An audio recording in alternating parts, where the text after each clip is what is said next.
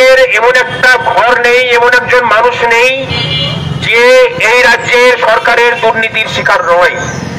Hi friends, welcome to my channel. এবার সংগ্রাম যৌথ মঞ্চের ভাস্কর ঘোষবাবু সরাসরি অভিযোগ করলেন আমাদের পশ্চিমবঙ্গ বর্তমান এই যে রাজ্যটা একটা বৃদ্ধাশ্রমে পরিণত হয়েছে। কেন বৃদ্ধাশ্রমে পরিণত হয়েছে না, এমন এমন জায়গা আছে যেখান থেকে প্রত্যেকটা বাড়ির লোকেরা অন্য রাজ্যে শুধুমাত্র কায়িক পরিশ্রম করতে যাচ্ছে। অর্থাৎ আমাদের যে আগে ছিল what Bengal things today, India things tomorrow, Paschimbanga বুদ্ধির জন্য বিখ্যাত, সেই পশ্চিমবঙ্গ এখন বর্তমানে এমন হয়ে গেছে যে কায়িক পরিশ্রম।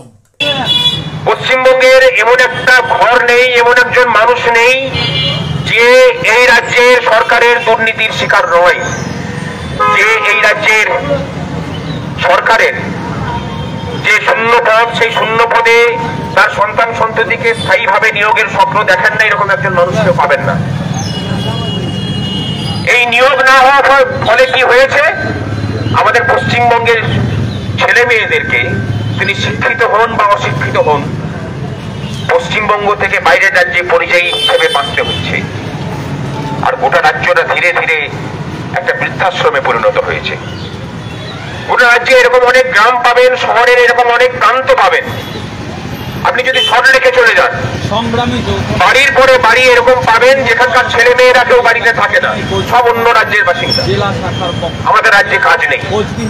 এমন অনেক গ্রাম পাবেন যে গ্রামের কোনো ছেলে সেই গ্রামে থাকে না। গ্রামে থাকে কারা? বৃদ্ধ মা বাবা, তার স্ত্রী, তার বোনেরা, তার ছোট ছোট ছেলে মেয়েরা। বাড়ির পুরুষরা কোথায়? না, বাড়ির পুরুষরা হয় দক্ষিণে, না হয় পূর্বে, না হয় উত্তরে কায়িক শ্রমিকের কাজ করতে গেছে। কি কি কাজ করতে তারা যাচ্ছেন? লোকের বাড়িতে ভাত রাঁধতে, কাপড় কাচতে, এমনকি টয়লেট পরিষ্কার করার মতো কাজ।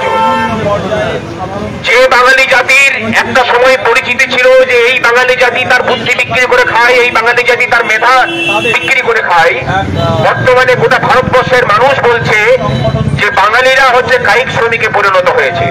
এখন উত্তর পূর্বে নাগাল্যান্ডেও যদি যান, যেখানে রাস্তা তৈরি হচ্ছে, সেই রাস্তা তৈরির মজুর সাপ্লাই করছেন কারা?